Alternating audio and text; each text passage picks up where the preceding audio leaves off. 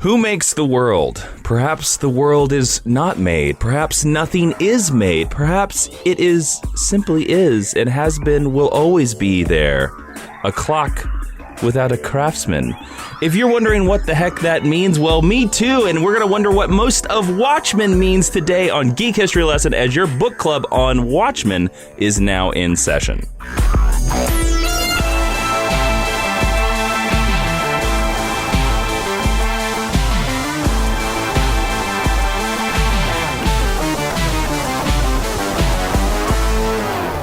Hello, welcome to Geek History Lesson. I am Jason Inman's Journal, 1925. Inman. I am Ashley Victoria Robinson. Welcome to your Mind University, because you have stumbled onto the podcast or the Personal Frightening Diaries, where we take one character, construct, or classic comic book from popular culture and teach you everything you need to know about it in about an hour. And today's a book club episode, that we pushed back because today we're talking about Watchmen, and y'all, it's a big book. It's 12 issues. By the way, I don't know if you noticed that I went back into the past with my introduction. I went to 1925. You were the Minutemen who protected Gatsby himself. That's correct. Well, since Watchmen is such a huge piece of literature, it was considered on the Time greatest novels of the 20th century. It's the only comic book to make it on there. It's 12 issues. It's the inspiration for a movie and the inspiration for this new HBO series that actually I'm very excited about, that has not premiered yet at the time of this recording. Hello, future people. We thought that we needed to gather our own little Minutemen club and bring in somebody who was actually alive when the book was published, but also because he's a huge comic book expert and comic book historian. Please welcome back to the podcast special guest Matthew Peterson, co-host of the Major Spoilers podcast, featured player on Critical Hit, and fun fact, the first ever guest professor this podcast has ever had. Matthew, thank you for joining us. Thank you. I've decided that today I shall be Professor Nigel Carruthers of the British Institute of Framissatery. And so that's probably not going to last much longer. I could do it, but it just seems like it would get annoying after a while, so. Yeah, well, like most English professors. I'm not going to say that. I have a degree in English. Calm down. My statement still stands. Okay. Matthew, I have a question for you. Yes. You were alive when this series was published. Alive and also of an appropriate age to be reading it. Yes. Do you still have the single issues of Watchmen in your collection? Yes and no. The thing about Watchmen was when I first bought it, I wasn't really fastidious about taking care of my books. I didn't necessarily put them in the bags and boards. But I was working as a paper boy at the time, so I had the bags that we used to protect the newspapers. When the Sunday paper needed covering with a plastic bag because it was raining. They are not, however, acid-free. So I later bought brand new, pretty mint condition copies of the whole series. I have the original ones that I bought off the stands in 86, 87. But the ones that were pretty, I actually sold a few years ago because I had too many comics and not enough money. Oh, which is I think a thing that happens to many comic book fans. All right, so before we get into the main lesson of talking about the book of Watchmen, I thought, Ashley, that we should talk about another book. Do you know what book that is? I'm going to guess that it's a book that I have read many times and I'm very fond of, Super Soldiers, written by this awesome guy named Jason Inman, because he actually has something to say about a character in Watchmen. Yeah, and a fun fact, I had forgotten about this. You are Jason Inman. Yeah, I'm Jason Inman. I wrote this book, Super Soldiers. If you don't know about it, I don't know. Have you been listening to this podcast? Hello. It is available to order on Amazon and Barnes & Noble and all the places around that. And fun facts, I have an honorable mentions chapter, and the comedian appears in this chapter. So I thought I'd read a little bit from the comedian honorable mentions. So here we go. Edward Blake was murdered in 1986, and his death kicks off the events of Alan Moore and Dave Gibbons' famous graphic novel called Watchmen. His superpowered allies search for his murderer and discover the shocking conspiracy buried at the core of their world. The comedian was a brutal man with a sadistic love of war, and he liked the power it brought to him. The ability to take and steal from the countries he was ordered to invade, he becomes a personification of nihilism. Now, if you want to know more about my thoughts about superhero characters that have served in the military, please go check out my book, Super Soldiers. It's very appropriate today. And a fun fact, when I was doing the research for this book, I actually reached out to Matthew Peterson, our special guest, and asked him, hey, what are some characters you think I should include in this book? And he said the comedian. And fun fact, until that point, I was like, oh, right. Yeah, the comedian is served in the military. I'd completely forgot. He's a terrible example, and yes. But he's definitely an example. The thing Spoilers. The thing that I always found fascinating about that was it came out either a year before or the same year as Full Metal Jacket by Stanley Kubrick, and I always felt like there was kind of a thematic zeitgeisty connection between that movie and the way that Blake ends up being portrayed within Watchmen, and it always. Agreed. That always sticks with me. I think Watchmen and Joker and the duality of man, sir. Yep. You know. And then when you put it into just a couple years later is Platoon, which kind of plays with those same themes. So, all right, let's hop into the 10-cent origin of Watchmen. This, of course, is a DC comic book. It was written by Alan Moore, drawn by Dave Gibbons, colored by John Higgins, and the editors were the great and amazing Len Wein and Barbara Kessel. The original publication, it was published in 12 issues. It was published from September of 1986 to October of 1987. And really briefly, we know Matthew's meet cute. He bought it on the newsstands. Ashley, what's your brief meet cute for when you first encountered Watchmen? So when I was still a teenager, the movie came out and I said, that has superheroes in it. That looks good. And I saw the movie and said, that wasn't very good. And then I went to my good friend Zachary Counsell and I said, Zachary Counsell, you own Watchmen. I should like to read it. And then it ended and I said, that also wasn't very good. And that was how I met Watchmen. And I have not touched it again until I spent 4 days complaining about having to reread it on my Twitter. Well, we know Ashley's thoughts. Thanks, everybody, for listening. We're going to see you next week. This was great. Glad we brought Matthew in for this. Jason, what's your make cute for Watchmen? So, fun fact, Watchmen is the third trade paperback I ever bought in my entire life. For the longest time, it was one of the few you could get in trade paperback. Yeah. So when I first started buying comics, I bought them from a Walmart in Chanute, Kansas. And then a couple years into that, this store called, if everybody out there remembers it, On Cue, which was this weird music. It's sort of like an FYE. It had comic books, it had action figures, it had basically half the store was CDs. Remember those things? And the other half was books. And at the very back, the last bookshelf had 3 trade paperbacks. It was The Dark Knight Returns, Batman Contagion, and Watchmen. And I bought them in that order. I bought the Batman The Dark Knight Returns because the trade paperback was that old printing cover of it where it was Batman, a giant luminary Batman standing behind a building that had the bat signal shown on it. And I thought that was very compelling. So I bought that one first. Of course, I liked that Batman book, so I went to Contagion, and then I bought Watchmen as third. So that I bought Watchmen knowing very little about it, except for the fact that, hey, it has a cover with a smiley face and a splatter of blood on it, and it's in On Cue. So that was how I first encountered Watchmen, and I did like it. Good. I'm happy for you. All right.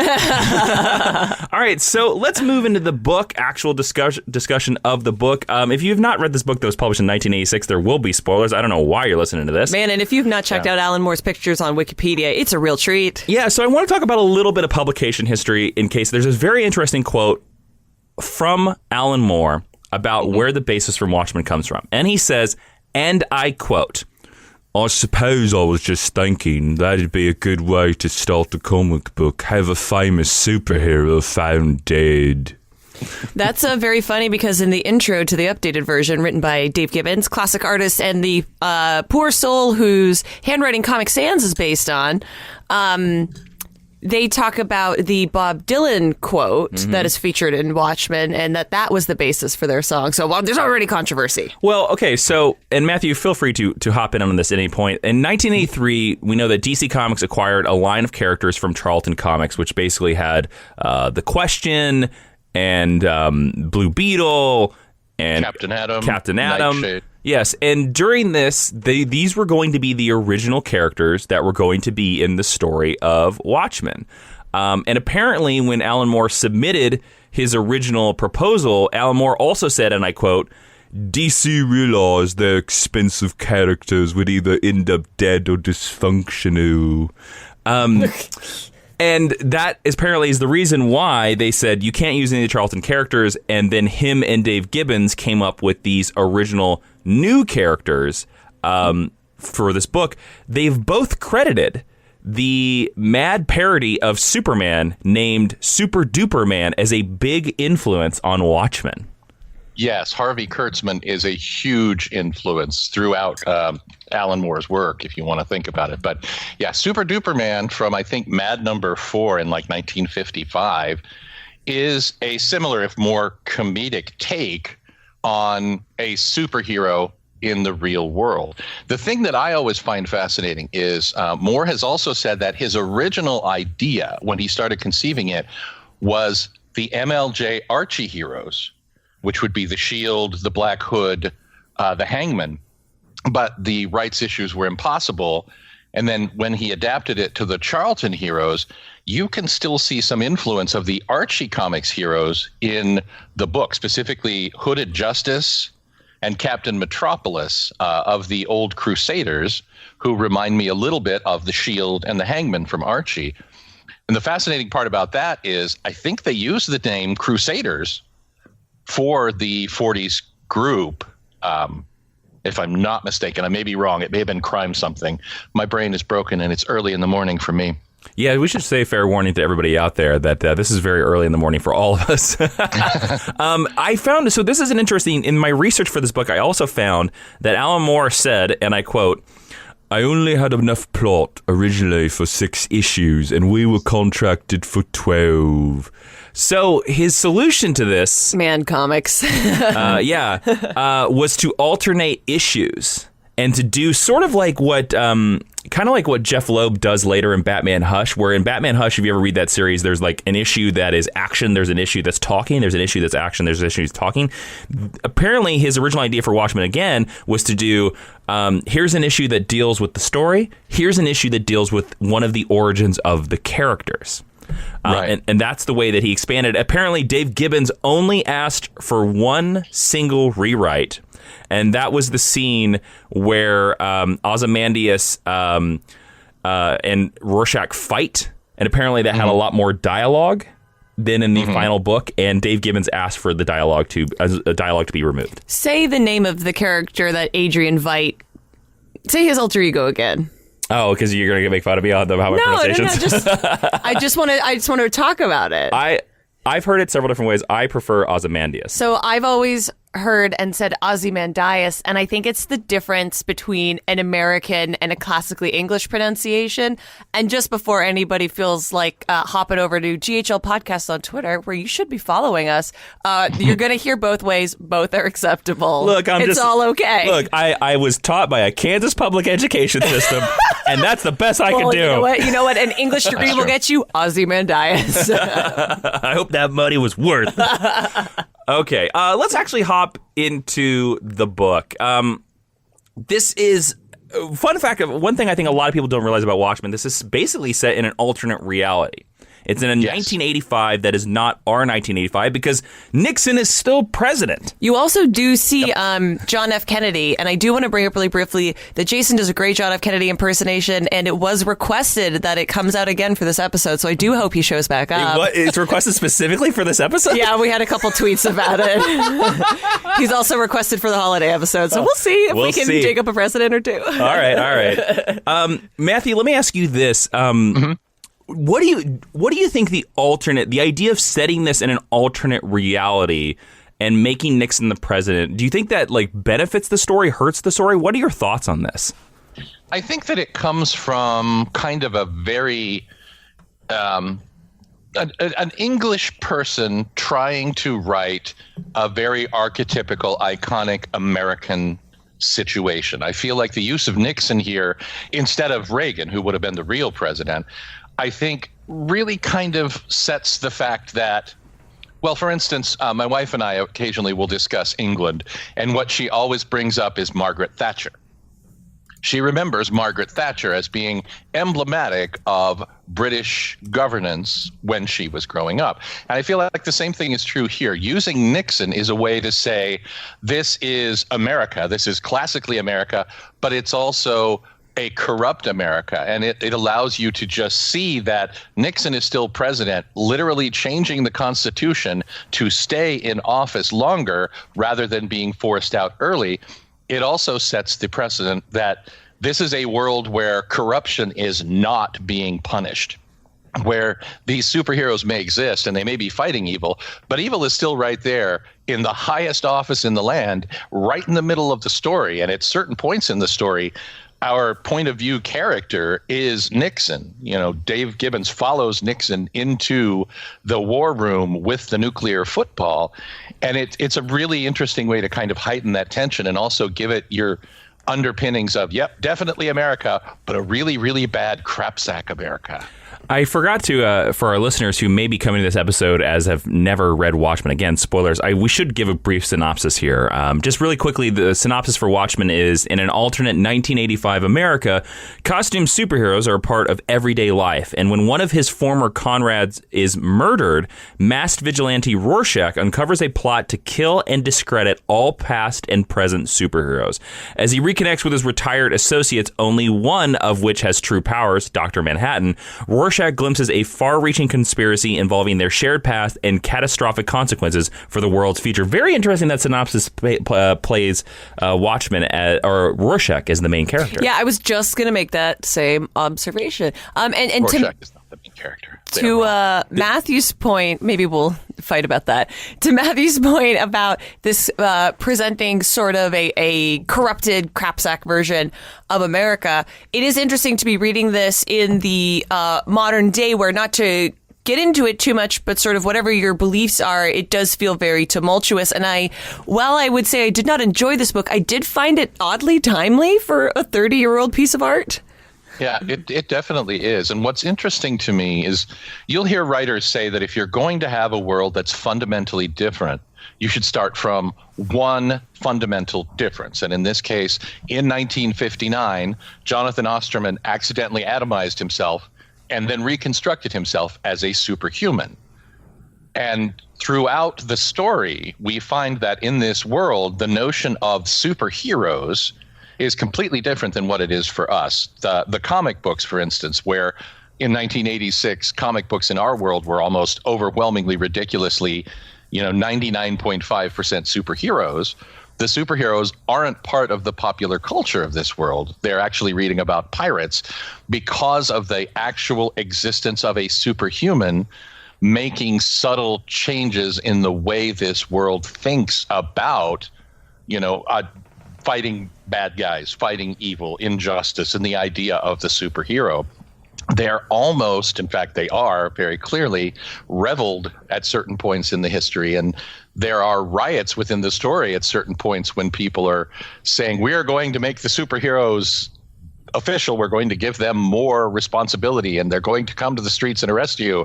And the people are like, no, they're not. It's bad. Matthew, let me ask you this. You were talking about, you said a statement that really stuck out to me, talking about making the subtle changes of this world. You were picking up these issues off of a newsstand. Yes. Could you feel, as a comic book fan in the late 80s, from like 1985 to like 1990, could you feel or see the subtle changes that Watchmen made to the comic industry as it was happening? Yes, although the caveat is that with any change to comics, it usually only becomes obvious in retrospect, 4 or 5 years down the line. I'm a fan of the Legion of Superheroes, and I've always said that where goes the Legion goes the rest of the comics industry. So the Legion completely rebooted in 1989. 5 years later, Zero Hour rebooted the whole DC universe. Watchmen was like that. When it was coming out, the first issue that I picked up was actually number 9, which is the one with the perfume on the moon. Yes. Actually, I Mars guess it's issue, on I Mars. think. Yeah. The Mars issue, yeah. And I remember Pink picking Mars. this up. I remember picking this up, and my first thoughts on this were, why is that guy fat? And why is that guy not wearing pants? But when, over time, I actually went back and picked up the previous issues. And by the time we got to issue number 12, it was clear that this was a game changer. Alan Moore had done a few things for DC before that. This came after his Swamp Thing.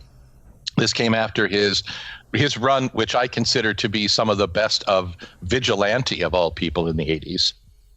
But this book felt like something different. This felt like, hey guys, here's a new template that we're now going to beat to death and reference and drive into the ground. I say that now at 48 years old because the same thing happened, I think, almost the same year with Batman: The Dark Knight Returns. This was something that had not been done before in comics. And so it was clearly immediately being referenced, immediately being homaged, immediately being, hey, let's go ahead and take this and put it somewhere else. And the way that I found it was the first influence was The Question, number 17, which came out in like 87. Mainstream DC book, albeit one of their adult books, not only references Watchmen, but it has Vic Sage, the character of The Question, who inspired Rorschach in the Watchmen comic, reading the Watchmen comic and wondering if he's gone too far. And I was very confused by this. It was a moment where, the meta statement was, this new story has changed everything to the point where the stories that inspired it now have to address it, not just address it metatextually, but address it textually and say, hey, the existence of Watchmen changes how we have to write superhero stories. And for listeners, I will include The Question number 17, however it can be found in our recommended reading if people want to check that out. I want to bring up a statement that, again, Matthew, you keep bringing up these statements that I'm like, I want to talk about that a little bit. Talking about the thing that this has been referenced and driven into the ground. And I would say, it's a statement that many people might not like. I don't care. I think current comic books, as we record this, 2019 comic books are still so referential and beholden to this 1985 story that I think sometimes it holds comic books from moving forward like an anchor. I believe I've actually heard Matthew say that very thing on the Major Spoilers podcast before, and it kind of echoes how I feel about Superman the movie. Yes. And comic book movies. And I say that as liking Watchmen. Well, you could also, I could say that as not liking Watchmen, but understanding its cultural impact, But it is interesting to point out we have Doomsday Clock currently being published at this time. We have everything being published is a very loose term. As I believe it was with the original Watchmen. Yes. We have Tom King's Love of the Nine-Panel Grid. In a lot of ways, like most of our pop culture, we're still stuck in the 80s right now. Yeah, that is 100% true. Watchmen and The Dark Knight Returns, especially at DC, but just as much at Marvel and with many of the independent publishers, are still templates that are being used. And in many cases, being used to the detriment of the fiction and the concept of the shared universe, because both of these stories are endings. These are endings of worlds that are filled with these weird, vibrant characters and things that, in the case of Watchmen, you don't like anybody in this book, but you feel for them. Laurie is loudmouthed and brash and abusive and not a good person, but Laurie is someone that you like by the end of this book. If you look at Rorschach, you don't trust him, you don't like him, he smells bad, but he's the catalyst for a change that his world really desperately needed. Even if you get to Dan, who's probably the quote-unquote nicest, the most heroic, traditional superhero character, is played as a literally flabby, literally impotent, rich jerk with nothing to do with himself. He has nothing going on. He's just this rich idiot. It's like the question of what happens to Bruce Wayne when there's no Batman. But it also takes into account something that modern comics can't, in that the idea of Bruce Wayne without Batman is fine. And modern comics can't do that. So we keep running up to things like the Batcat wedding, where, okay, Bruce is finally going to marry Selina and he's going to be happy for once in his miserable life. We know it can't happen. The writers know it can't happen. It's implicit in the storytelling. It's part of the compact that we have with Tom King or Scott Snyder or Denny O'Neil that Batman has to be a little tortured to want to keep doing what he's doing. Well, speaking of torture, I want to get to let's go through each of the characters and let's basically talk about their entire story or parts of their story, our thoughts on it. Now, Matthew, you said earlier, and I would have disagreed with you about this a couple years ago, but when I did the reread for this episode, I do agree. Let's talk about who I think actually is the protagonist of this story, Rorschach. Which is strange. Again, it's something that I never considered until this recent read. But again, your protagonist, even in a group story, is the character that should change. And over the course of the story, we do see Rorschach become friendlier and friendlier with Dan. Whereas like in all the flashbacks, he's a complete ass to everybody. And he loses that ability. And when you look at the rest of the characters and how the rest of the characters are complicit with Ozymandias's, now I'm gonna stop every time I say it now. It's fine. There is on the MSP. No we just call him Ozzy answer. Davis. Yep, I'm just going to call him Ozzy. Yep, Ozzy Davis. Ozzy Davis. When all the rest of the characters become complicit with Ozzy Davis's Ozzy Davis. God, I can't. I'm just going to say Adrian. I'm just going to say Adrian. With Matthew Good. It's way too early. That's a mental minefield we've just implemented. But Rorschach doesn't. And so let's talk about Rorschach. And it's very interesting. We see pieces of his journal throughout this. And even the murder of the dogs, which is even brought up in the movie. Well, I guess, no, it's not brought up in the movie. I can't remember if it is or not. But anyways, that is like one of the strongest panels of this book. What are our thoughts on Rorschach? What is Rorschach saying about this world? This man who is so uncompromising when it comes to the truth that he's almost very, and again, we're not going to bring a lot of politics in this, but this is a very political book. Rorschach is almost very right wing in a lot of ways. Oh yeah, very, very reflexive. And part of that is, I think that Alan Moore specifically, but other writers, Garth Ennis, to a lesser degree, Grant Morrison, absolutely Warren Ellis, lean into a fact that if you want to be a superhero in a realistic setting, there's got to be something wrong with you. You've got to I agree with that statement. And honestly, it's not untrue. I mean, Walter Kovacs comes from an abusive background. Walter Kovacs nearly murdered a kid when he was like 9 years old. Walter Kovacs has a terrible life. There is nothing about Walter Kovacs that doesn't make you feel bad for him, that doesn't make you pity this man and the stuff that he's been through. So when he becomes a vigilante in like 1965, in those early issues, in those early appearances, I guess the flashbacks within Watchmen, you see him seeming like a normal guy. And then, of course, we have the Blair Roche situation and the horrible things that happened to him in 1975, to the point where he is broken. Walter Kovacs is a broken human being after 1975. And if you take him as the protagonist of this book, which I'm not saying it's wrong, you can certainly make that argument. I mean, he's our point of view character for much of the book. And the book starts and ends almost with his journal. True. It does start and end with Walter. So you can definitely make the idea, you can make the argument, and I wouldn't necessarily be able to refute that he's kind of our central character.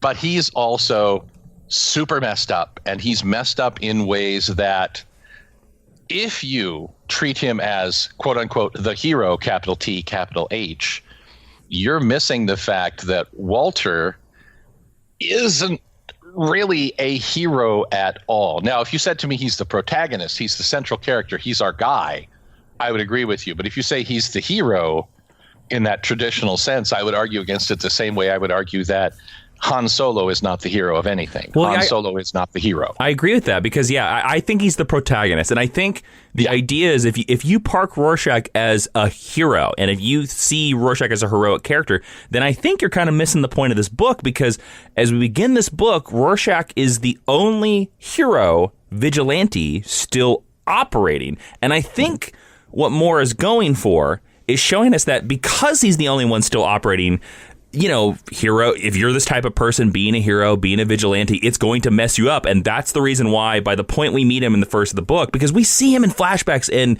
he's a cleaner Rorschach. Like, he might actually bathe in the past, but when we meet him in issue 1, he stinks. He steals beans and sugar cubes, and he's a complete ass to women. Well, also the idea that he was at one time Dan's partner, I find very fascinating. And the brief looks back that we get at their partnership, which was functional, yes, I think is really compelling food for thought. I despise this character. I think you're supposed to despise You this are character. absolutely supposed to. He has occupied the same space in my experience of popular culture with the Joker and Deadpool that we like to call here on this podcast a hot topic hero. And if he is your favorite hero, I would like to cross the room away from you. I'm sorry.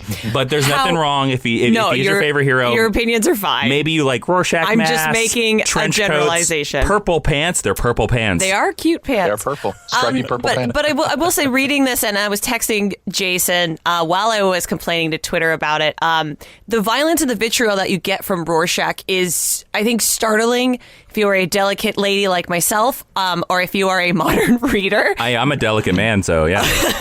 A delicate flower of indeterminate gender, or a hermaphroditic flower. However, it is all deliberate, and none of it is ever passed off as this is the right way to act. Rorschach uses, like we mentioned in Quiver, a lot of words that are not in vogue anymore. Rorschach hates women. Rorschach hates gay people. Rorschach hates everything that he is not. But even though I don't think Alan Moore is the cuddliest of persons, it's not being passed off as the writer's point of view, and it's not being passed off as a positive point of view, which is something I do admire about the book. Everything is handled with great deliberation, and nothing happens by accident. Yeah, and the friendship between Kovac and Night Owl and Dan is really interesting, because when you look at a traditional buddy-buddy guy pairing, your brain wants to break it down and say, okay, well, there's the tough guy and then there's the sensitive guy. And if you look at the way they're portrayed, it's hard to tell who's who, because it feels like in the flashbacks that we get of them that Night Owl was the driving force of that relationship. But in 1985, Night Owl, is the flabby retired guy, and Rorschach is the crazy person living in the sewers. And it's hard to try and fathom that. And, that's part of the reason that Before Watchmen exists, and hopefully we'll talk about that mess. But more importantly, it's part of the reason why Before Watchmen is part of the problem.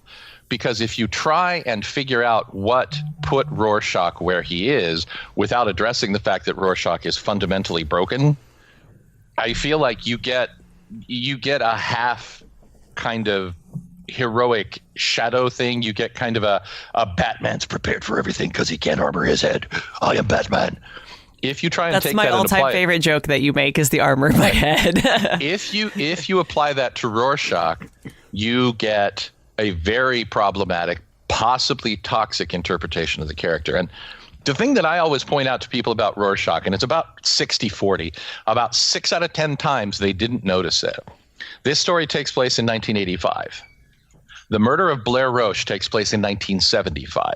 In the very first appearance of Rorschach in the modern day in this book, the blood stain from him killing the man who killed Blair Roche in 1975 is visible on his coat.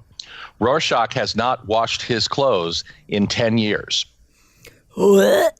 10 years. He has had the blood stain on his coat. I noticed the blood. It's funny. For some reason, I didn't connect it to that. That was where it came from. I just kind of figured he's always beating up people. Yep. When he takes out, spoilers, when he takes out Gerald Grice with the meat cleaver, you see the blood splash on the placket of his coat. And it is the blood stain that he has on his coat in the modern day. So, all right. That's an interesting connection. Yeah. 10 years he's been in the sewers. Stinking it up. Being stinky with an old blood stain on his coat. Now, it may be intentional because of the blood and what it represents, but I think it's more of Walter is gone and Rorschach doesn't care. And Rorschach doesn't care, I think, is kind of his undermined thing. All Rorschach wants is justice, and he's so messed up that he has this twisted, completely uncompromising almost psychotic view of what justice is, which leads to his ending in the book. I don't know if we want to talk about that. No, yeah, I think we're flat out, like, because I think the easiest way to talk about Watchmen is through the characters. So yes, I mean, it leads to a face-off between Dr. Manhattan and Rorschach, and everybody's okay with going on Ozymandias' secret plan of uniting the world, and Rorschach will not, and he gets obliterated. Yes, and he begs in tears. He begs Dr. Manhattan to kill him. And I know it's an offensive and probably problematic term, but whenever I see that, I think of the term suicide by cop, where you deliberately try to get yourself killed. Rorschach literally wants to die, but he's so uncompromising that he can't actualize that himself. So he literally begs a stronger person to kill him because he can't live in the world that they've made. Yeah, he can't stand. That's horrifying. He's so uncompromising that he cannot stand to even think about trying to survive in this new fake world. Right. Because of the fact, well, and it's going to be a world of quote unquote peace. It's a world where things are supposed to be better. Veidt has succeeded. Veidt's weird idea of how to save the world works, but it's fundamentally incompatible with Rorschach. Rorschach can't live in that world and literally begs to die. And that's one of the reasons why I'm like, dude, I'm scared of Alan Moore. I'm afraid of him. Matthew, let's talk about the other big person in this book, the big blue meanie. Literally. Dr. Manhattan. He is the only character in this book to actually have superpowers. I think his origin issue, sitting on Mars, not only has led to so many great memes, but but also I'll share one. there's some amazing Dr. Manhattan sitting on Mars memes. But also, like, I think that's my favorite issue in the book, taking apart the clock. And I remember, like the second or third time I ever read Watchmen through, that was the first time. That's specifically why I read the quote at the beginning of this episode about the clock, and that the idea that there are so many pieces of Watchmen that it is exactly like a clock, and just like an old clock, unless you put it together just perfectly, it will not run. It will not work. And I think the pieces of this are so deliberate. What do you think? What do you think the meaning? What is the meaning behind only having one actual superpowered man in this universe? Now, I know, again, these are based on the Charlton... And of course it's a man. Well, send me your tweets. Well, these are based on this is supposed to be the Captain Adam analog. Right. Which Jason also has a chapter about in Super Soldiers. Yeah, it's actually it's my favorite chapter in the book, actually. But actually, I actually, for a long time, loved Dr. Manhattan. I thought he was a great character. He's I think he's a standout in the movie for me as well. And guys, we're going to talk about the movie plenty in our Geek History Lesson Extra, which you can find on patreon.com/Jawiin. If you want to go over there, help support the podcast. We're going to keep Matthew around for another 15 minutes. We're going to hold him in his cage, and we're going to talk about... I've been told his favorite movie of all time, Watchmen. Yeah. It's interesting, Jason. It was better than Cats. I will see it over and over again. It's interesting the read that you give on Dr. Manhattan, because for a long time I would be like, I hate Watchmen, but Dr. Manhattan's pretty cool. Well, actually, I gave you a chance to finish my point. Oh, I apologize. No, it's all right. What I meant to finish it up is that over the years, I actually have a negative opinion on Dr. Watchmen now. Or Dr. Manhattan. He sleeps with a 16-year-old. Dr. Watchmen would have been his brother. But Dr. Manhattan, is kind of a monster as well. And that's the thing. And that was where... He's such a cool-looking monster. But that is where I sort of came upon this idea that almost everybody in this book is a monster in just varying degrees, because Dr. Manhattan is so cold, and Dr. Manhattan could literally create world peace at any moment, but he doesn't. I mean, he is the Thanos of this universe. He doesn't care. He doesn't care. Like, he's so above it all that he does not care, and he doesn't even participate in the story until Laurie begs him on Mars. I think, honestly, I'm going to say something that some people might not like, but it's just an opinion. I think he might be Alan Moore's opinion of God. Oh, it's not a bad idea. Or a god figure, if one were to exist. That's an interesting Definitely read. of the Superman, and a lot of times, especially even in this book, Superman, -man, a man who is super, and God are sometimes used interchangeably.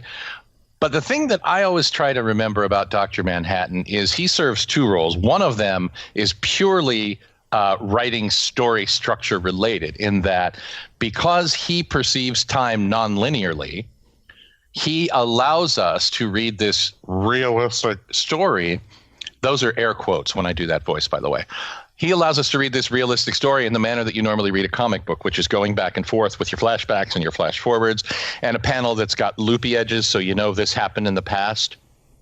Dr. Manhattan structurally serves as our window to traditional comic flashbacks, something that is harder to do and not always pulled off entirely well. So his weirdness about seeing time all at once really kind of mimics the way you can read a comic book, where you're like, wait, I missed something. I'm going to go back 9 panels and then I'm going to read through it again. That's kind of what Dr. Manhattan does with reality. But I think more importantly, what Dr. Manhattan represents, at least in my read of it, is that theory that absolute power corrupts absolutely. If you're a superhuman, you're not going to care about normal people. Eventually, you're going to grow out of this. And we see throughout his career from the 50s where he does make out with a 16-year-old, which is skeevy and inappropriate on all levels. And he has no problems with it, and cheating him with his current lady. And that's important, too. You get to the point where in 1986, only the connection to that formerly 16-year-old girl can drag him back from his complete disconnect. It's only the vestiges of that weird little relationship that probably should have never happened that reminds John Osterman that he was once a man. John Osterman is so divorced from reality that he doesn't care if the humans destroy themselves, with the exception of this one girl who, he probably groomed and imprinted on him 40 years ago. And while that's creepy, and as with much of this book, there's just creep factor kind of injected into it all, it does sort of serve, if you squint, as an expectation that, human connection is important. Yes. That human connection with Lori saves, quote unquote, saves the world, because that's the only thing that brings him back from Mars. Well, at least America, you know what I'm saying? I don't do a good JFK, but I do a pretty solid Ask man. not what you can do for your country. Ask what Dr. Manhattan can do for you. We're going to move the whole city 5 miles down the road and never speak of it again. All right, dueling presidents. Let's talk about their... We could spend hours talking about Watchmen. That's how deep this book is. There's a couple things I want to talk about before we wrap this all up and we get to everybody's Patreon questions. That's right, everybody. If you don't know, if you go over to our patreon.com/Jawiin, we've mentioned it once already. If any level, even the $1 level, can ask questions and we will answer them in the book club. And we're going to do that after we talk a little bit more. I want to talk about the ending. I want to talk about Adrian Veidt's whole conspiracy, what we think that means, what is Alan Moore trying to say. And googly space monsters. Because the whole book hinges on this plan that Ozymandias, there's a giant Cold War between Russia and America. The doomsday clock is counting down. There actually was a real doomsday clock that they would show sometimes. And there's going to be a nuclear war. It's going to happen. And Adrian Veidt creates this idea that if he blasts a sort of psychic wave of energy and an explosive bomb made up of this biomatter that could sort of seem alien, that it will convince the world that aliens have attacked Earth directly in Times Square, and that we need to put all our earthly matters away and fight these aliens, kind of like what we do at Independence Day. It's interesting because there is a social theory that only an attack from an extraterrestrial threat will get humans to unite as the human race rather than nations. So to see this idea played out in the 80s, I think is kind of fascinating. Can I postulate a theory as I say this with no offense to either one of you, as the one person who has actually fought in a real war? Absolutely, you may. I think that theory is crap.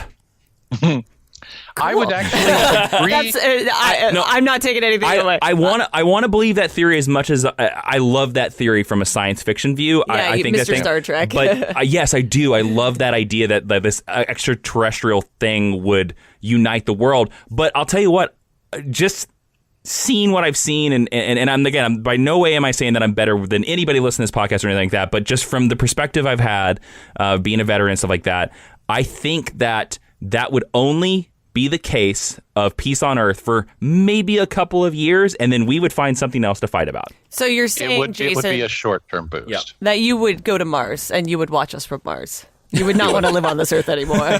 Yep. You are Dr. Manhattan. Yeah, but I like wearing pants. Ashley would have, a catering pack, and I would come up from the sewer and eat all of the beans. But you have a point. I'm the one going to Mars in this situation. There's two important things about the ending that I always think about is, one, Alan has freely admitted that he sniped it from a Harlan Ellison story called Demon with a Glass Hand.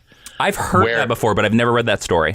I will try to find it and share it. I have seen the episode. It's an episode of The Outer Limits from '64, Demon with a Glass Hand, where Robert Culp, who I remember from The Greatest American Hero, wakes up and he has a computer in place of his hand. And it turns out that he's been captured by aliens and bad things are happening. And there's a couple of Outer Limits stories that tie into this and have kind of a theory that an external threat can unite all of humanity. It's something that you see in a lot of, pop culture in the 80s. And part of the reason that it comes up specifically in the 80s and it came up in the 1960s was the Cold War, and the threat of actual war makes people think about things differently. Just like for a while, for about 8 or 10 years in the 21st century, all of our pop culture was about the end of the world because it seemed like a weird, remote, impossible thing. And now, as we get to a point where people are a little bit more, as we've said, I'm not going to be overly political, but I know that people are more nervous. People are less confident that the world is a fine and good place. You see those stories going by the wayside a little bit. And you see a different sort of hopeful, or in some cases nihilistically hopeful, we'll all die anyway kind of tone.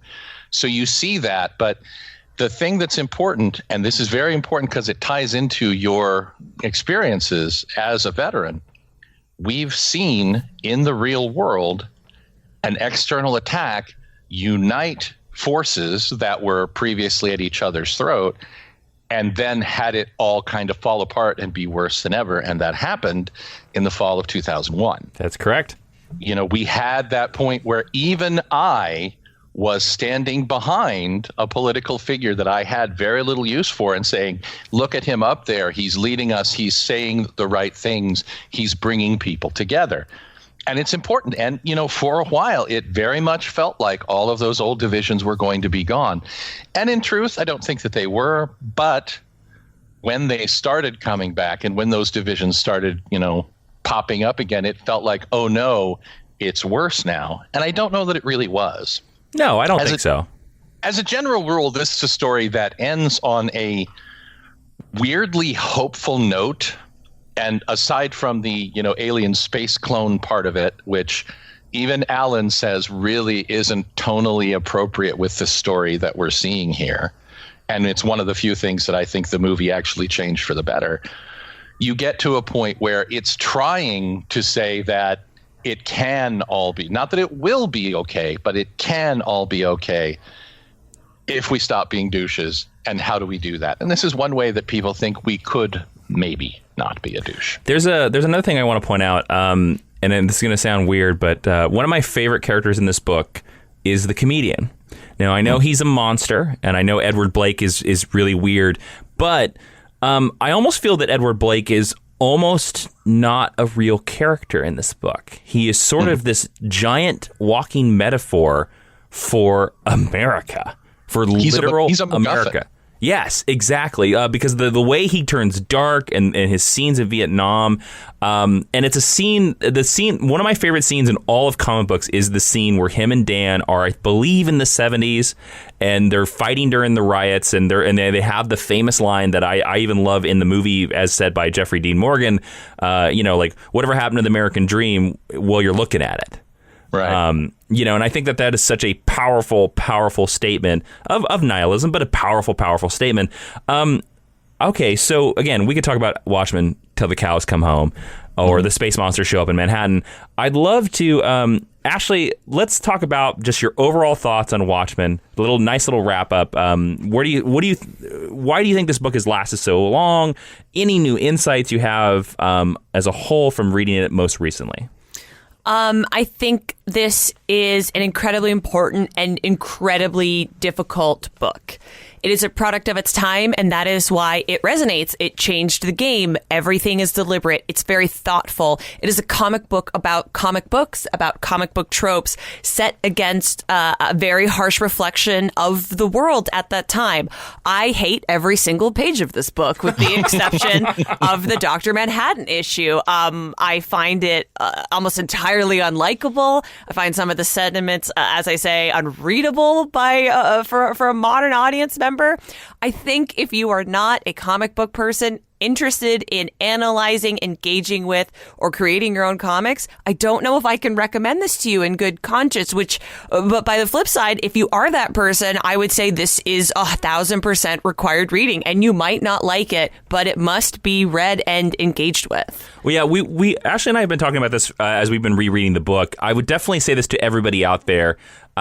Never, in my opinion, I'd love to hear your thoughts on this, Matthew, as well, as a former comics book store employee, I would never recommend Watchmen as somebody's first comic book. Never. Don't do that to someone. I think you need a foundation of comic books, because Watchmen is about deconstructing comic books. And I'll just wrap up by saying I really admire this book and I respect it, but I don't like it. And that's fine. And I hope that our discussion here, I hope listeners can understand that. So, yeah. Okay, before we get to everybody's final thoughts and their rating, we always on Geekers Lesson, when they do the book clubs, we do a rating of 1 to 5 Bregos, and that is Brego, the GHL intern cat, who was just in here recently, but I don't know where he ran off to. He's hiding somewhere.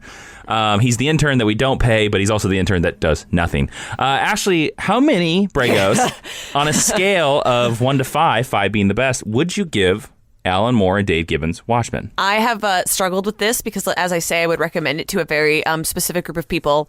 However, I will correct that. I heartily knocked Kevin Smith's quiver for some of its mean words and dated sentiments, and I think it's only fair to do the same to Watchmen, because Watchmen is even more dated and even more hateful in some of the words that it chooses to use. So I'm going to give it 2.5 Bregos, and maybe it's the back half of a Brego, because I think, like I say, I think it's quite good, but I think it is only good for a very specific audience. I think we've talked about other books here that are an easier point of entry, and honestly just gave me a better time. All right, Matthew, what are your overall thoughts on the legacy of Watchmen and anything you might have gleaned from a recent reread, and then what would be your Brego score? I think that the greatest importance of Watchmen is always the fact that it inspired people to world build in ways that comics hadn't done for a while, circa 1985. It inspired people to make changes, to create heroes who were more human, whatever that meant. And it inspired people to be able to tell stories in shared universes. I think without Watchmen, we wouldn't have had Milestone. We wouldn't have had Comics' Greatest World. We wouldn't have had the New 52. But on the other hand, we wouldn't have had Before Watchmen, and we wouldn't have had some of the horrifying and unnecessary bits of, blood, death, kill strike that we had in the 1990s. So it's a mixed bag. For me, if I was going, I can't do Bregos because I don't know Bregos, but Dots is a jerk, and he's here. He weighs about 10.5 pounds. So I will go with 3.5 Dotses. The Dotses are a little bit more puffy than the Bregos. But overall, if I was going even 1 out of 5 slices of meatloaf, as we do on the Major Spoilers podcast, check it out at msp.com.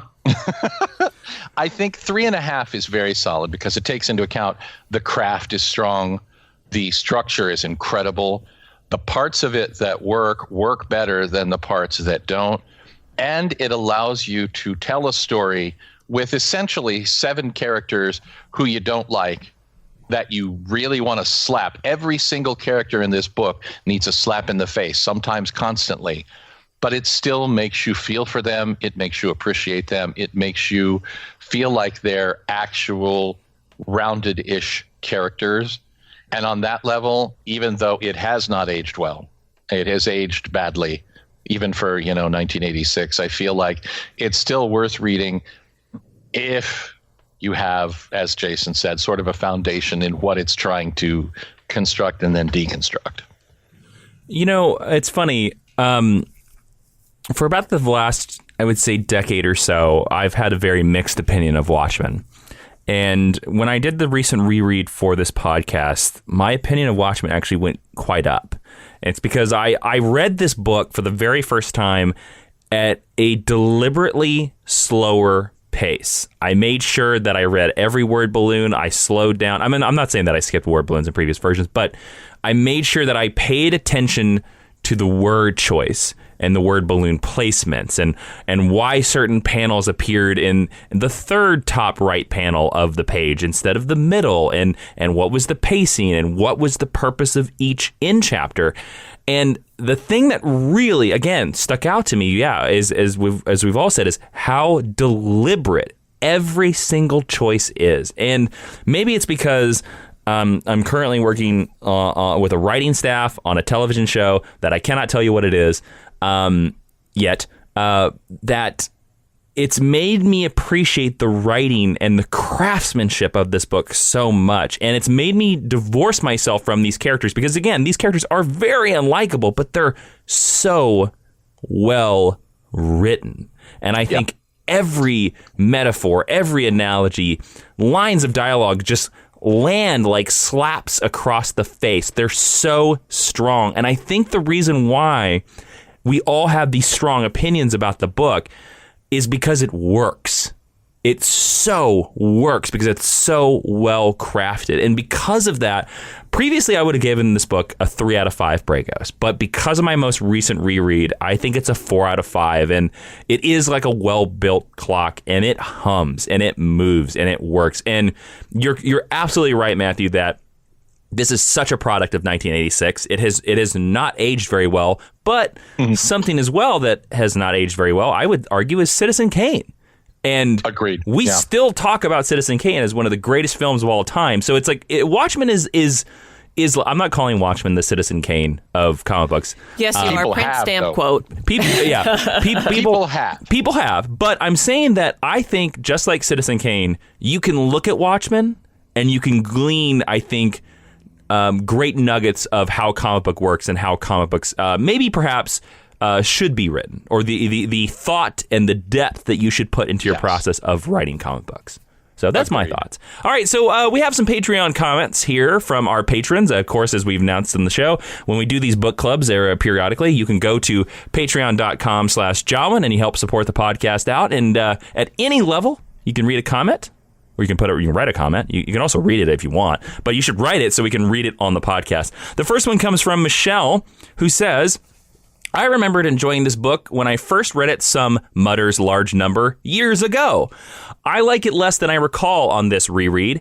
Is it something you find holds up for you on each read? Also, do you find the novel excerpts necessary/interesting? Those bits have been the hardest for me to get through. Now, I think we all kind of answered her first question. Let's talk about the extra matter, the novel, the prose bits. Now, Ashley, I know you have a very strong opinion on them. Boo! Skip them. They suck. I have never read them all. I usually read maybe 3 of them and then say, I hate this. This is taking too long. And I stop. And I know that's sacrilege, and I know people are going to be very mad. And I know that all of that material is deliberately included for a reason. I do not enjoy it. Matthew, I don't know the reason. Have you ever found in your research why Alan Moore decided to do that? Was it just a page count thing, or? I wonder, because, he talked about the 6 issues of material and 12 issues of show. But I feel like the thing that you have to remember about that stuff, whether you like it or you hate it, the single most effective emotional moment in all of Watchmen takes place in one of those prose stories. It takes place in Hollis Mason's flashback to his dad's friend at the mechanic shop in the 1930s. And it feels like a meaningless story until you get to the end and you realize that the reason why it's there is to remind you that Watchmen is about two things: loss and failure. And throughout this book, anytime, even if you dive into the back matter, and the one that never worked for me was Dan's story, Blood from the Shoulder of Pallas, which is completely senseless. I mean, it feels like mediocre prose by a mediocre jerk. And then you realize, holy moly, that's why it's there. That chapter is there to emphasize that Dan Dreiberg, at the age of 19 or the age of 40 in 1985, is a pathetic jerk. And this is the writing that he has done about something that literally no one but him even cares about.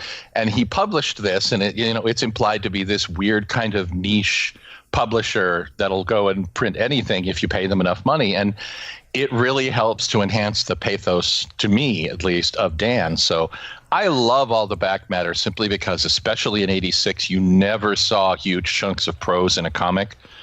And it really did make that a storytelling tool for future people. And future people did it better, I feel, in some ways. But it put it into kind of the lexicon, into the tools that people could use. So I agree. My actually favorite is the interview with Adrian that's towards the end, because I think if you read that interview, it perfectly explains why he does what he does.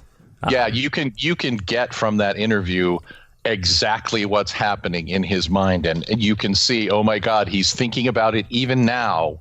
This is putting together that thing.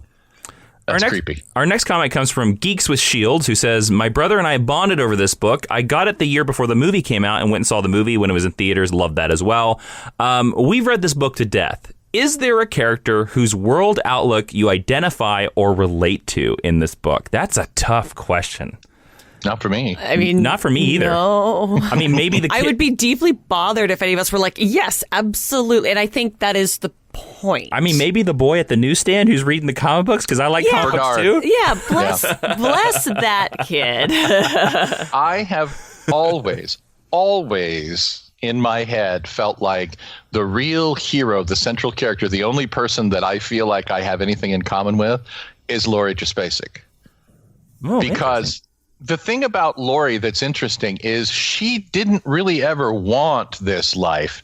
She's stuck with it, and she's dealing with it the best she can, and she's a foul-mouthed smoker. She's a jerk. She's abrasive. Nobody particularly likes her. But the people in her life are like, oh, okay, honey, whatever you say.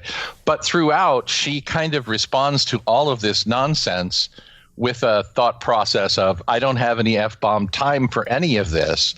This is all ridiculous. Why don't you people get your stuff together? She doesn't have the self-awareness to turn it in on herself, but she does have the ability to point out that the people around her are all nuts.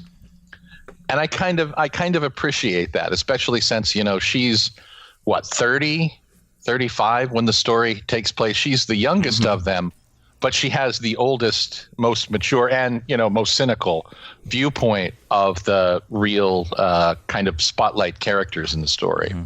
Next question comes from Nick Rotondo, who says, do you think a book like this should be continued? For example, Doomsday Clock in the HBO series, or should it start and end with the book? I would love to take this one. I think the story should only be in this book. I'm a big believer that certain stories end when the story ends, and to continue it doesn't it's like antithetical to what that story is, because the story is about the story. The point of the story is the theme. And that theme ends when the last page hits, and sometimes sequels water that down, and sequels are unnecessary. But I'm also saying that I'm actually excited for the HBO series because I'm excited by the writer who's running it. I will also say that I do believe there is a lot to be said for when a creator says, no, this is enough. And I know this is a comic book, and I know that Alan Moore doesn't own it, and I know that Alan Moore is mad about all the checks that get sent his way every time Watchmen. Don't talk to me about Watchmen. I'll do spell. Yeah, it gets picked up. But I think this story in particular is best as a closed loop. Yeah, there has yet to be a prequel or a sequel to this book in any format that does anything more than say, "Hey guys, remember that cool book you read?" Oh, I do like the kitty cat from the new one. He's got blue eyes. Oh, the Boobastis too? That's literally the only thing I know about. I don't remember his new name. Series. Yeah. Brock Severson asks, do you prefer the ending of the book or the movie better? An alien attack compared to Dr. Manhattan? Matthew, you mentioned that briefly that you liked the movie. I kind of lean towards the movie as well, although it is kind of hard to... The idea that it's an alien uniting the world fits a little bit better because Dr. Manhattan is a known quantity to the world. You know, like there's a little bit, but I actually do think the Dr. Manhattan ending is a little bit better. What do you think? Thematically speaking, if the ending to the movie were the ending to the book, it would be better. Because it's the ending to that movie, it is less successful than the ending of the book is to the story told in the book. That said, I believe that the movie ending is better for two reasons. One, it kind of feels, can I say an A word? I don't think it sounds like an A word. It's an ass pull. There you go. It really is. And when you get to it, it's almost as though the writer implicitly kind of nods at the fact that it's an ass pull. And within the story kind of goes, you know it, I know it, the American people know it, let's move on. But I feel like the movie's ending works better if the framework of the story is what we actually read in the comic. So I guess technically my answer is neither of them are right. Yeah, I agree with that. Nicholas Baldwin says, do you have a favorite scene/panel from the book? Mine would be Rorschach exploding, "You're locked in here with me." I already said that my favorite scene was that flashback with the American Dream. Ashley, we know your thoughts on the book. Do you have a favorite panel or moment? Like I said, I love the Dr. Manhattan origin. I think it's gorgeous. I've kind of joked about Mars being pink. I think that's a very deliberate choice because of the shade of blue that Dr. Manhattan. I think the coloring is like a really unsung hero in this book. I think the coloring actually is great. And I don't like Lori, and I don't really like Dan. We're asking what you like, but there is a page. If you have tiny humans, cover their ears. After they have finally physically engaged with each other in Night Owl's ship, and they are sitting in the ship nude, and it's quite beautiful. The whole page, the way it's laid out, and I remember being struck by that page because I take some issue with Dave Gibbons' execution of female anatomy, and I thought it was rather well done there. So I liked that page. That was very pretty. Matthew, how about you? Well, first of all, I do want to point out John Higgins was the man who colored it. He was all over comics in the 80s, both for Marvel and DC. He actually worked with Moore on 2000 AD over in Britain.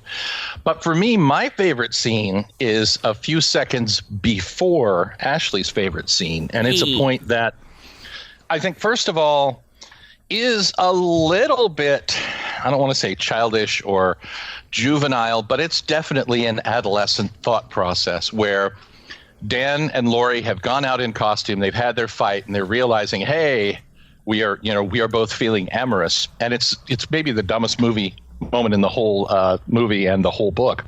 Oh, and an unfortunate song choice in the movie, in my opinion. Yeah. God, it's such a bad choice. That is not a love scene song. That is wrong. That is bad. No, it's the moment where they are amorously moving about the cabin and doing some stuff.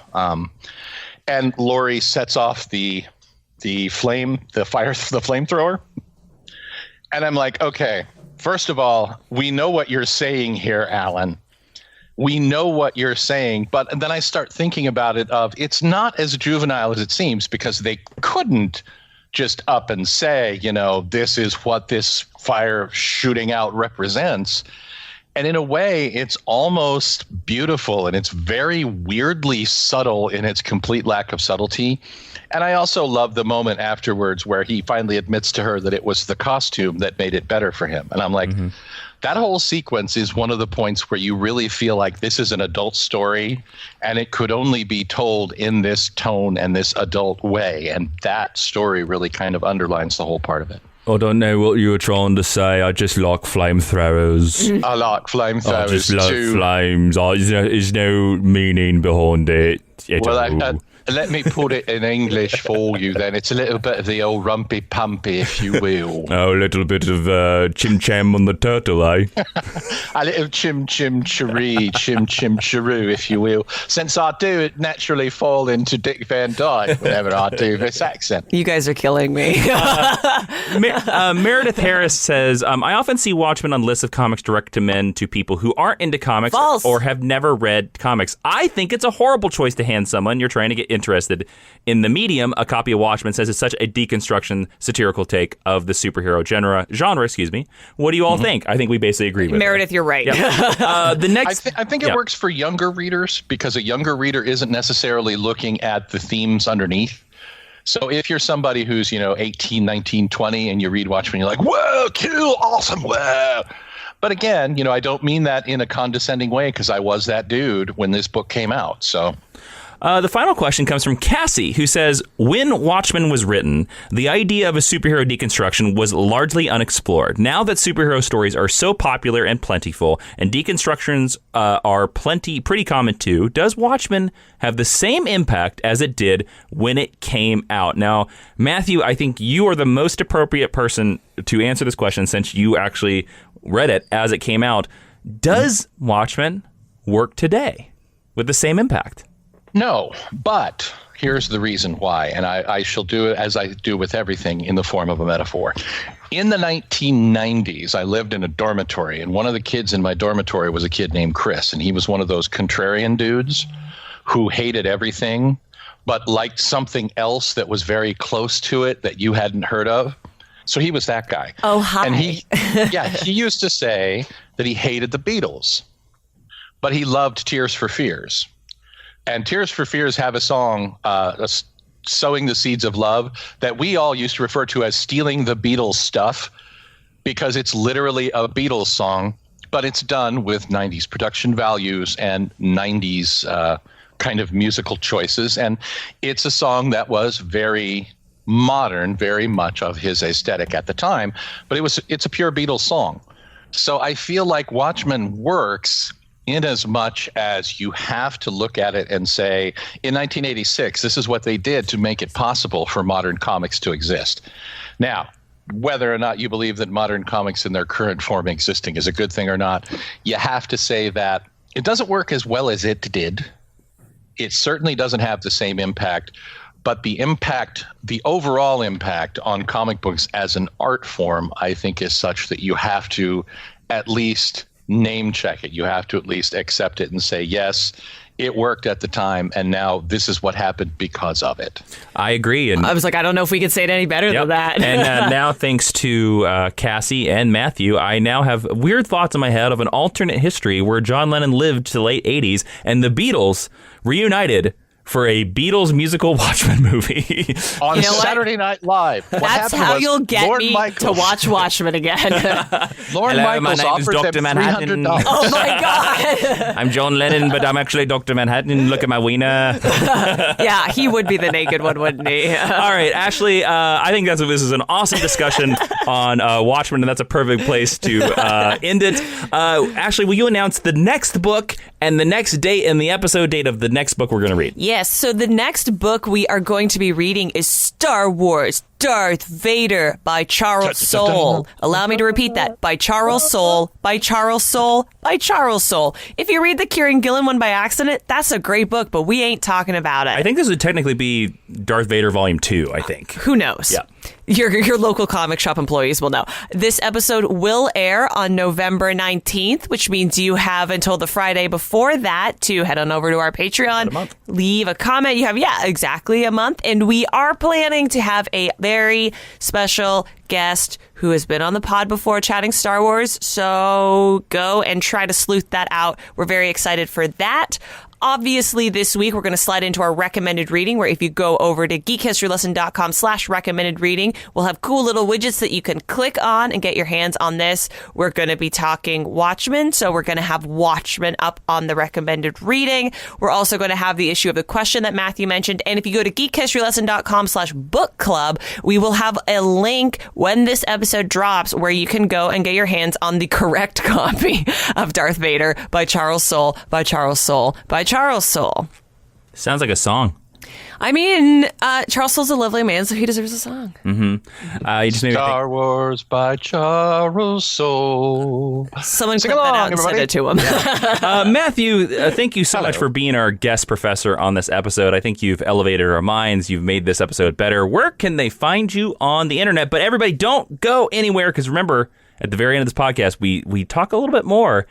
Hashtag stick around. But Matthew, where can they find you?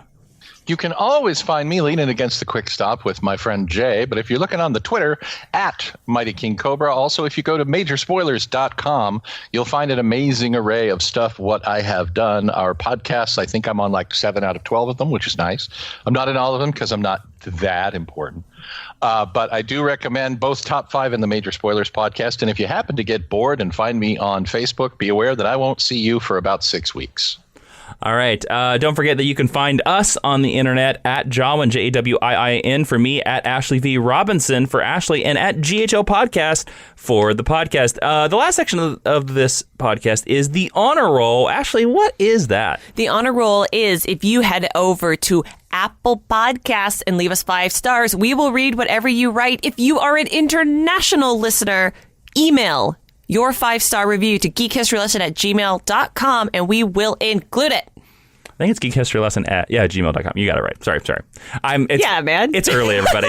We've been moving through space. I'm forgetting email addresses. The first 5-star review comes from Vandenigid. I'm gonna butcher your name. Says, cheer it, run towards it. GHL still arrives every Monday. I kind of love the simplicity of that. Brevity is the soul of wit. Yep. The next review comes from Dancer UK, who says, I love this show. Seriously, as someone who didn't grow up reading comics or watching stuff like Star Wars or anything, this podcast is a lifesaver.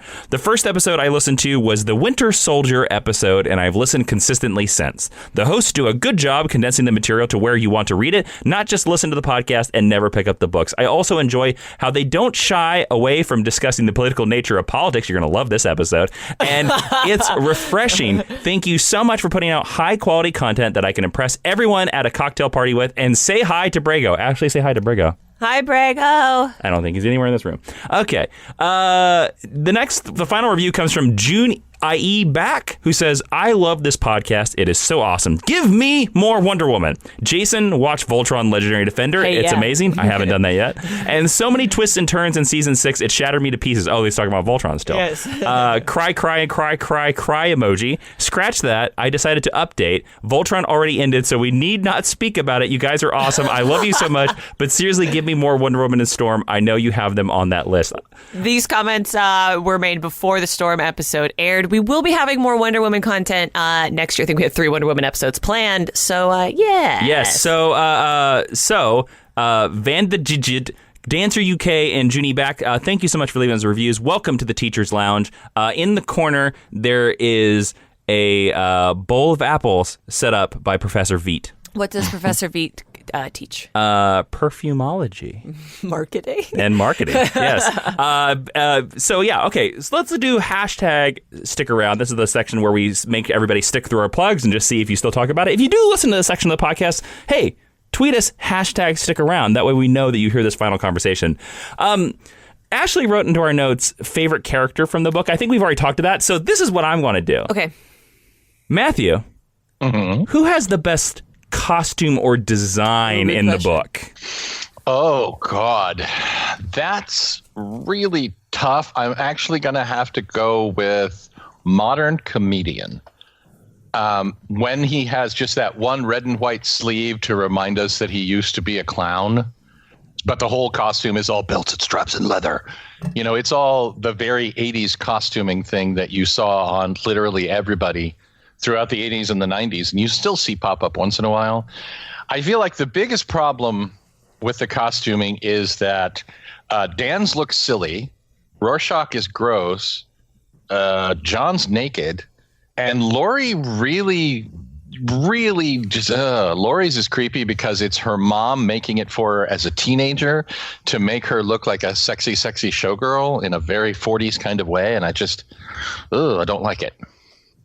Ashley, who do you feel has the best little design in the costume, or who do you think is the most interesting design? I honestly think the most interesting design is Dr. Manhattan, because it's the most unexpected, because the thing that we love about superheroes is their costumes. I'm not necessarily advocating for full frontal male nudity at all times. I am. But she's not but I'm not against it. And I'm not against it. I will die on that island. Yes, I am. Look, we know I love Nightcrawler, so blue nudity doesn't bother me. Bring it, men. They call it bludity, I believe. Is what it is. I find that to be the most striking in sort of a like a meta way. But Lori's costume is beautiful. It's not functional, but it's great to look at. And then there's that one lady who's at every LA-based Comic-Con who has the fetish version of that costume, and it looks great in real life. All right. I kind of agree with Matthew. I think Comedian has the best design because there's something that, even down to just the smiley pin that it's... I used to own when the movie. This is, by the way, Action Figure Spotlight has now shown up. When the movie happened, they made for the first time ever Watchmen action figures based on the movie. I had the Dr. Manhattan, even though he wasn't functional, his legs didn't move, so he's always like constantly floating. They did not make him nude; they made him with the panties. Boo. And then I had the Rorschach until his legs broke, but. They did not make a version of the Comedian until recently for the Doomsday Clock from DC Direct or DC Collectibles. And every time I see that action figure, I think about buying it just because I think the design is so good. But if I buy it, then that means I have to get the mime guy. I can't remember his name. Also means you have the action figure of someone who assaulted someone. Yeah, well, yeah, it is the mime. But it draws my eye every single time. And I think it's because that it has to be that design. So that's for your Action Figure Spotlight for the segment that we keep forgetting inside this other segment called #StickAround. Matthew, thank you so much for joining us, man. This was an absolute pleasure. Always a pleasure. I love being on the show. You should bring me back more often. You should talk about more old stuff, and then you can be like, hey, I need an old guy. And I'll be like, hello. Well, I have hinted that we will someday... And listeners at GHL Podcast on Twitter, please tweet the pod. I have considered several times doing a Camelot 3000 episode. Please tweet Camelot, yes, and we will consider And we'll bring Matthew back, and we'll Camelot. do it. I will come back for that. I will come back for free. Thank you all for listening to the podcast today. I am Jason, not a smiling button Inman. I am Ashley Victoria Robinson, and Professor Jason, would you please dismiss the class? Well, now we know that the Watchmen have left, and this is a terrible JFA impression, so goodbye.